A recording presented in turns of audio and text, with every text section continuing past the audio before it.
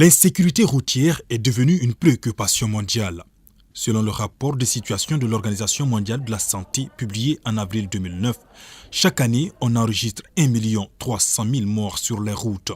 Les accidents de la route sont la première cause de décès chez les jeunes de 15 à 19 ans et la deuxième chez les 5 à 15 ans. Une synergie d'action s'impose pour éradiquer le fléau dans tous les pays du monde.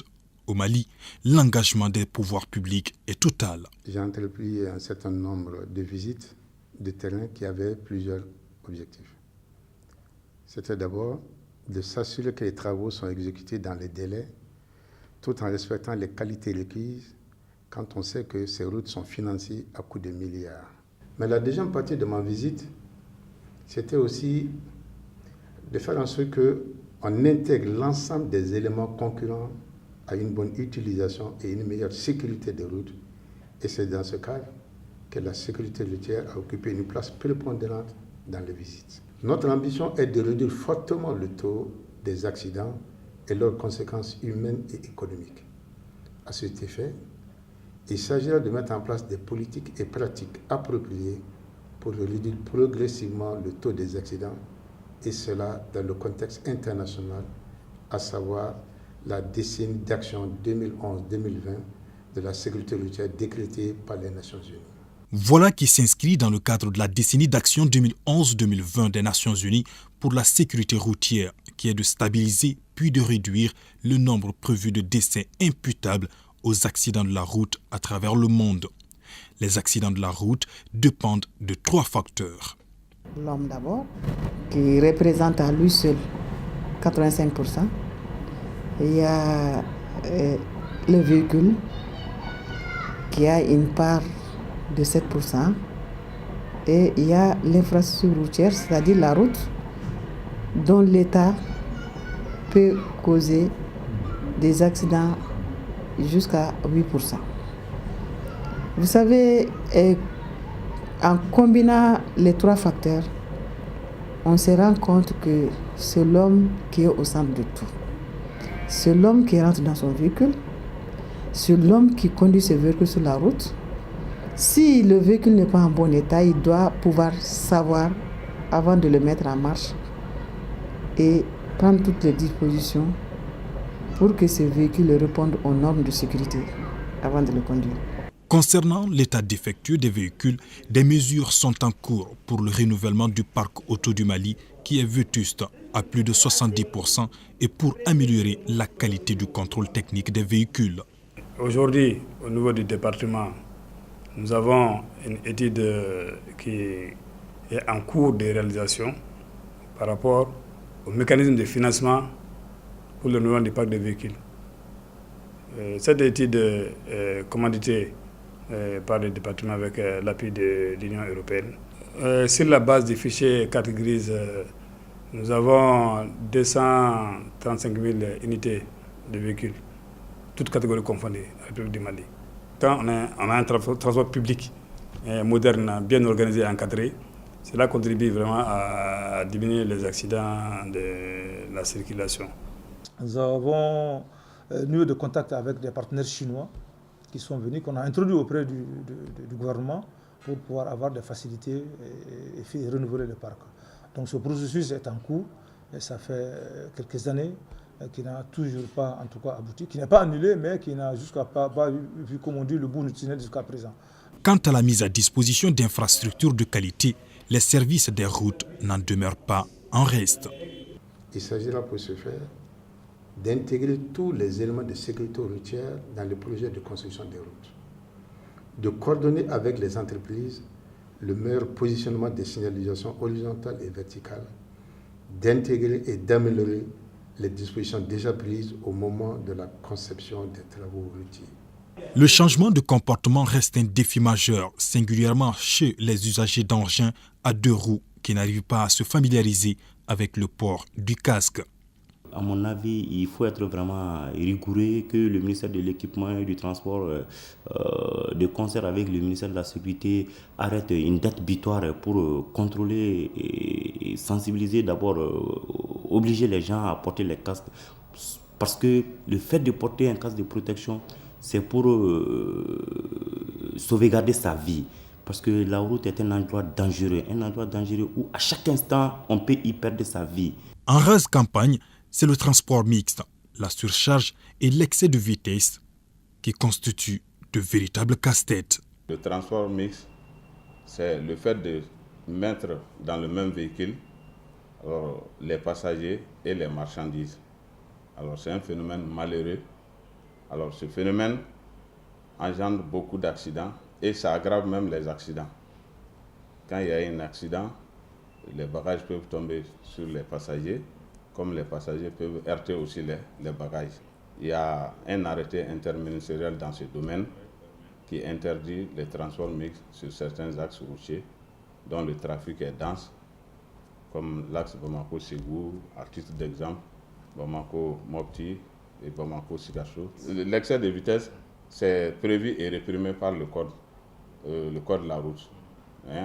Et dans son article 8, l'excès de vitesse est réprimé, mais cette répression, c'est pourquoi j'ai dit qu'il faut réactualiser les textes. Le volet à remettre dans ce cadre, c'est 2000 francs. Les usagers savent que vraiment le coût n'est pas élevé, ça leur pousse vraiment à commettre des infractions comme ça. Or, les conséquences sont plus énormes. Vous savez qu'il y a des points au Mali où, sans le transport mixte, on ne peut pas avoir de véhicules tous les jours. Donc c'est ce qui fait que souvent, le transport mixte est autorisé d'une manière, sinon légalement, ce n'est pas permis. Mais en ce qui concerne les excès de vitesse, moi je pense que ça c'est la méconnaissance du code de la route. Et il y a les panneaux de signalisation, là où tu ne dois pas dépasser 90 km à l'heure ou dans les agglomérations, tu ne dois pas dépasser 50 km à l'heure. Quelqu'un qui voit ces panneaux de signalisation et qui rentre dans les agglomérations à 100 à l'heure ou à 90 à l'heure, donc ça veut dire qu'il ne maîtrise pas les codes de la route. Le transport mixte doit normalement cesser. Mais cela passe aussi autant par la sensibilisation et que par la formation des transporteurs. Parce que dans ces localités,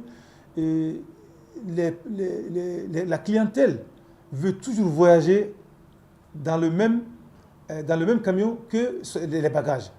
Et c'est ce qui pose souvent des problèmes aux transporteurs. Il dit, je ne vais pas aller laisser mes bagages, qui va surveiller, puisqu'ils sont là pour collecter. Ils ont un certain nombre de clientèle qui vient, chacun vient avec des bagages. En général, c'est les forains. C'est les forains qui font ça. Donc nous sommes en train de faire aussi un travail de sensibilisation, un travail de formation à ce niveau-là, à ces transporteurs, pour leur dire vraiment de renoncer à ces pratiques-là, qui est très nuisant pour la population et pour eux-mêmes. Parce qu'en cas de problème, ils sont souvent des responsables. L'assurance, c'est d'Europe et ils sont les seuls responsables à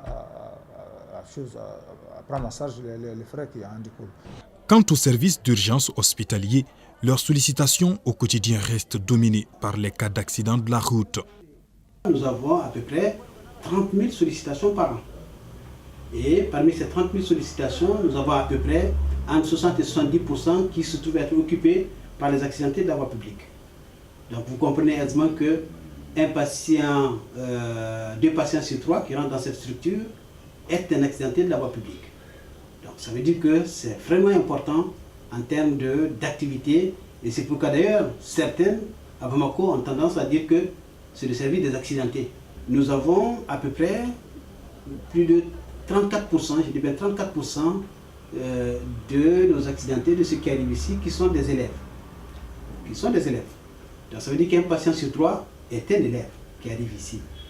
Et vous comprenez aisément que ces élèves-là, leur moyen de déplacement est essentiellement basé sur les engins à deux roues. Devant ce tableau peu reluisant, la sensibilisation est capitale pour un changement positif de comportement, car la nation a besoin de tous ses enfants.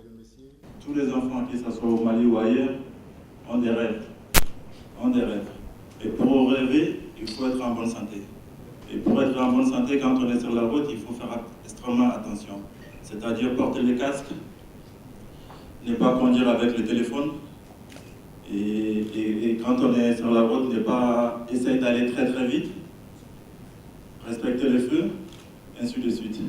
Je pense qu'aujourd'hui, le Mali a besoin de ses enfants, le Mali a besoin de tout le monde, surtout les enfants. Donc, je profite encore pour insister sur attention. C'est très difficile parce que je suis un parent.